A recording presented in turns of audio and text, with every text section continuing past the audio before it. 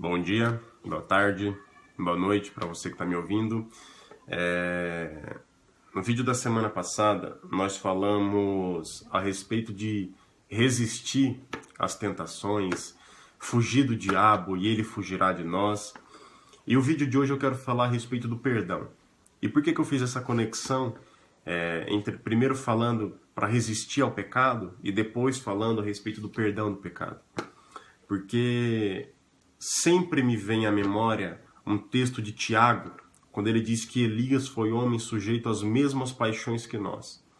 Quando o Tiago diz isso, ele está querendo dizer que todos os grandes da Bíblia, homens segundo o coração de Deus, reis, profetas, todos eram homens sujeitos a deslizes, a tropeços, a quedas.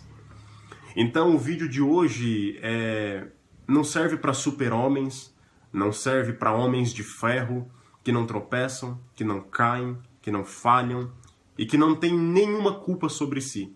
Mas o vídeo de hoje é para trazer paz ao nosso coração e dizer que nós temos um sumo sacerdote que pode perdoar os nossos pecados. E por que eu fiz a junção nesses dois vídeos, esse fazendo continuação daquele da semana passada? Porque a incógnita que fica ok, Rodrigo, nós vimos o vídeo da semana passada que dizia para nós fugirmos e resistirmos. Mas e se em algum momento da minha vida eu deslizei, eu tropecei, eu falhei, eu errei? Como é que fico eu?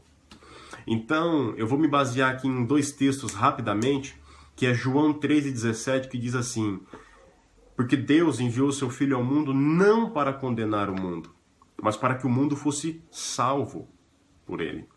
Depois Tito 2,11 vai dizer assim: porque a graça de Deus se há manifestado, trazendo salvação a todos os homens. Quando nós falamos de pecado, quando nós falamos de falhas, de erros, nós automaticamente nos lembramos que nós estamos vivendo debaixo da graça. E o que é viver debaixo da graça? É viver sabendo que existe um Cristo que pode perdoar e nos remir dos nossos pecados. Rapidamente, vamos fazer menção daquela passagem onde uma mulher é pega em ato de adultério. Eles levam a mulher para Jesus e dizem assim: tá aqui, Jesus, pegamos ela em ato de adultério. O que o senhor vai fazer? Jesus podia ter dito: eu vou condenar, porque não é para pecar.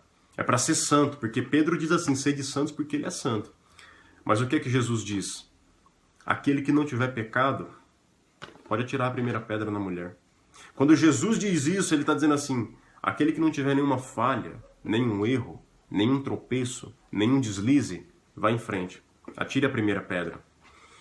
A mensagem de hoje é para que nós nos lembremos do que foi que Jesus disse àquela mulher. Onde estão os teus acusadores? E ela diz assim: eu não vejo mais nenhum, Senhor. E Jesus diz: eu também não te acuso. Vai e não peques mais.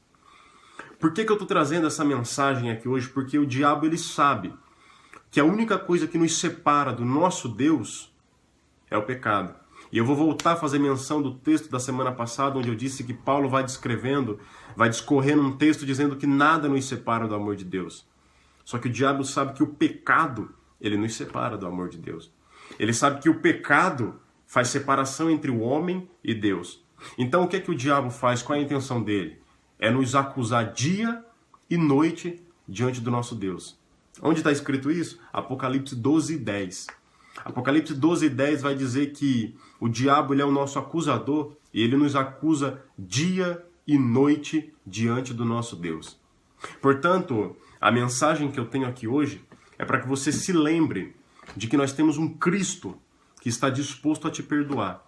Qual foi a sua queda? Qual foi o seu erro? Qual foi a sua falha? Qual foi o seu deslize? Qual foi? O nosso Cristo, ele te perdoa. O nosso Cristo, ele te faz alvo como a neve. O nosso Cristo, ele te purifica de toda a iniquidade. Davi, ele vem com sinceridade num dos salmos dele, dizendo assim: Deus, tem misericórdia de mim. Porque todos os dias o meu pecado, ele está diante de mim. Só que aí ele vai descrevendo, ele vai discorrendo no texto, ele vai dizendo: me purifica e eu ficarei mais alvo do que a neve. Purifica-me com teu hisopo. Nós temos um Cristo, nós temos um Deus que ainda perdoa pecados. No Antigo Testamento, vai dizer que Lá no livro de Levítico, os sacerdotes necessitavam entrar dentro do templo e oferecer sacrifícios de animais para que os nossos pecados fossem perdoados. Aí Hebreus capítulo de número 9 vai dizer com maestria que, vindo Cristo, sumo sacerdote dos bens futuros, efetuou um sacrifício maior e mais perfeito do que os sacerdotes do Antigo Testamento. Por isso, a mensagem que eu tenho para dizer aqui é para você: se fortaleça na fé, se fortaleça na graça, não há condenação para você. Condenado está Satanás e os seus demônios. A condenação não foi feita para mim, a condenação não foi feita para você. O que foi feito para nós, sabe o que é? É o perdão, é a graça, é a vida eterna. Nós só precisamos nos humilhar diante do nosso Deus e com sinceridade, nos arrepender dos nossos pecados. E tenha a certeza que o texto de Tito 2:11 serve para você, porque a graça de Deus se há manifestado, trazendo salvação para mim, salvação para você, salvação para todo aquele que nele crê, para que nós não pereçamos, mas tenhamos a vida eterna. Aí Paulo vai vir em Romanos, capítulo de número 8, versículo de número 1, dizendo assim: portanto agora, nenhuma condenação há para todo aquele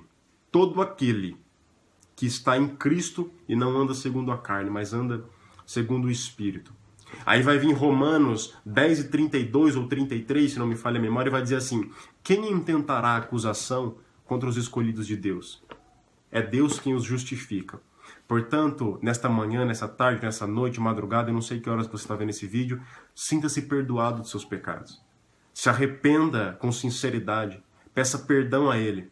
Ele está disposto a te perdoar. Ele está disposto a te salvar. Foi para isso que o Cristo abriu os braços numa cruz e disse: Pai, está consumado.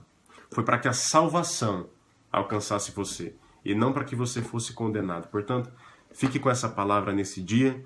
Sinta-se perdoado, sinta-se renovado, busque força e refúgio diante de Deus, porque a graça, ela já te alcançou. Jesus, Ele está voltando. Arrependa-te enquanto é tempo e você vai morar com Ele. Um abraço, Rodrigo Rocha aqui.